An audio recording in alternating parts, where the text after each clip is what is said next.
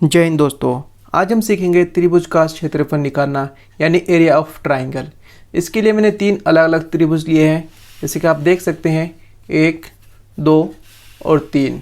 आप वीडियो को अंत तक देखना, क्योंकि इस वाले त्रिभुज का जो क्षेत्रफल निकालना है ये बहुत ही मुश्किल होता है, क्योंकि इसमें जो है एंगल बाहर निकला हुआ है, तो यहाँ पर समझ में नहीं आएगा कि आप किस चीज़ को हाइट लें।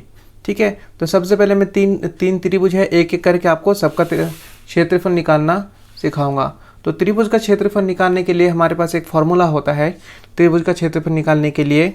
जैसे कि हम यहाँ पे है ट्राइंगल, ये वाला पहला वाला हमारा त्रिभुज है, तो त्रिभुज ए बी सी का क्षेत्रफल, इसका फॉर्मूला होता है 1/2 गुना में आधार गुना में ऊंचाई।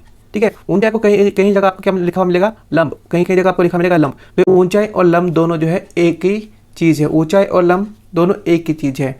अब इसको त्रिभुज में समझते हैं कि यहाँ पे आधार कौन सा है और ऊंचाई कौन सा है। ठीक है, तो त्रिभुज का जो नीचे वाला हिस्सा होता है, त्रिभुज का जो ये नीचे वाला हिस्सा है, ये हमेशा आप इसको आधार मानेंगे।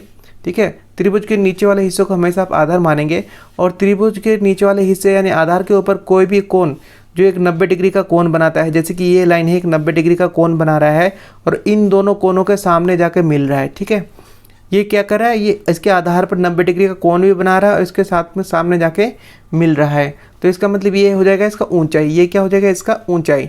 एक त्रिभुज से आपको समझ में नहीं आएगा, जब नेक्स्ट त्रिभुज कराऊंगा तो उसमें आपको और क्लियरली समझ में आ जाएगा।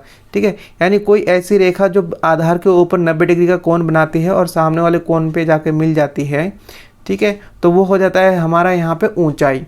ठीक है, तो अब हमें इस त्रिभुज का क्या निकालना है, यहाँ पे क्षेत्रफल निकालना है। तो इस त्रिभुज का हम क्या करते हैं, क्षेत्रफल निकालते हैं। तो क्षेत्रफल निकालने का फॉर्मूला क्या है, 1/2।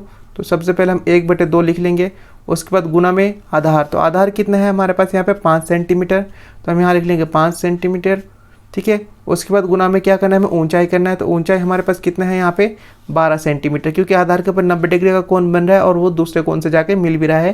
तो यहाँ पे हमारे पास क्या हो जाएगा, 12 सेंटीमीटर क्या हो जाएगा यहाँ पे ऊंचा हो जाएगा। ठीक है, अब इसको यहाँ पे सॉल्व कर लेंगे। तो 2 से यहाँ पे 12 काटिएगा तो 6 हो जाएगा। ठीक है, तो 6 होने के बाद ये 5 कितना हो जाएगा, 30। ठीक है, लेकिन यही आपका आंसर नहीं हो जाएगा।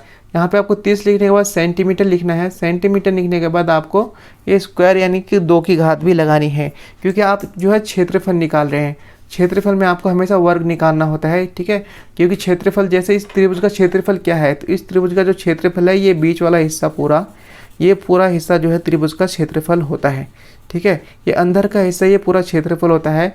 इसलिए क्षेत्रफल निकालने के बाद जो हम ये लिखते हैं, ये घात 2 की घात लगाते हैं। तो ये जो है हमारा इसका क्या होगा, प्रॉपर आंसर होगा। ये लगाना ज़रूरी, इसके बगैर आपका आंसर क्या हो जाएगा, गलत हो जाएगा।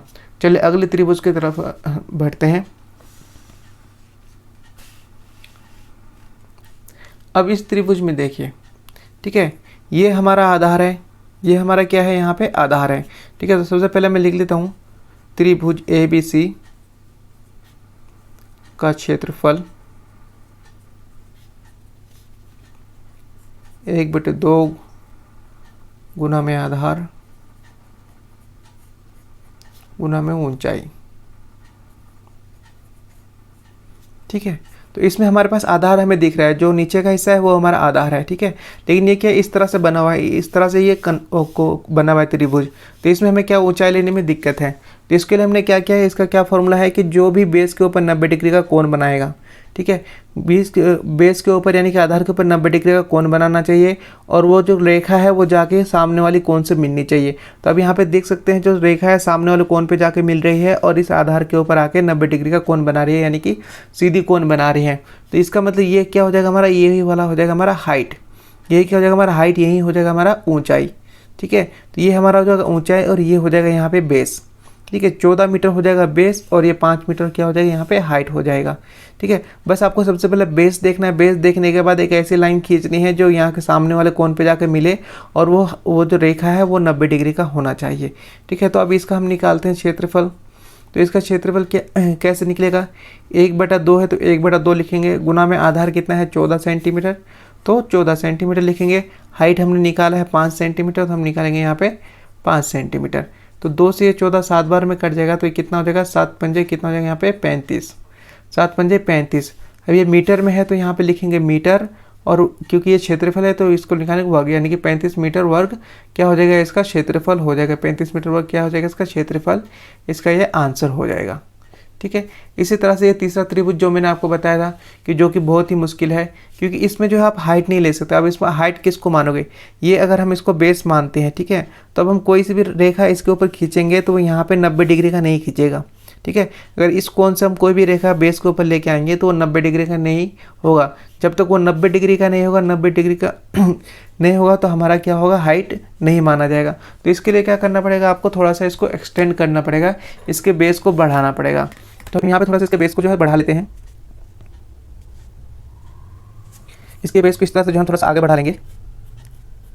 अब इसके हाइट्स, क्योंकि हमें इस कोण से मिलाना है, इस कोण से मिलाने के बाद 90 डिग्री का होना चाहिए, तो इस कोण से मिला लेंगे यहाँ पे। अब देखिए 90 डिग्री का जो है इस त्रिभुज का जो ऊंचाई है, अब ये इस त्रिभुज का ऊंचाई हो गया। ठीक है।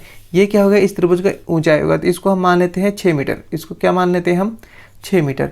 ये उस त्रिभुज का ऊंचाई हो गया। तो अब हमारे पास क्या आ गया, हमारे पास अब आधार भी आ गया। ठीक है। हमारे पास अब आधार भी आ गया और ऊंचाई भी आ गई। तो हम क्या कर सकते हैं, यहाँ पे क्षेत्रफल निकाल सकते हैं। ठीक है। तो हम त्रिभुज ABC का क्या निकालेंगे, यहाँ पे क्षेत्रफल निकाल लेंगे। तो ABC का क्षेत्रफल निकालने का क्या फॉर्मूला है, 1/2। ठीक है। 1/2 गुना में आधार, आधार हमने क्या है यहाँ पे 5 है, तो हम लिखेंगे 5 गुना में क्या निकालना है यहाँ पे, हाइट।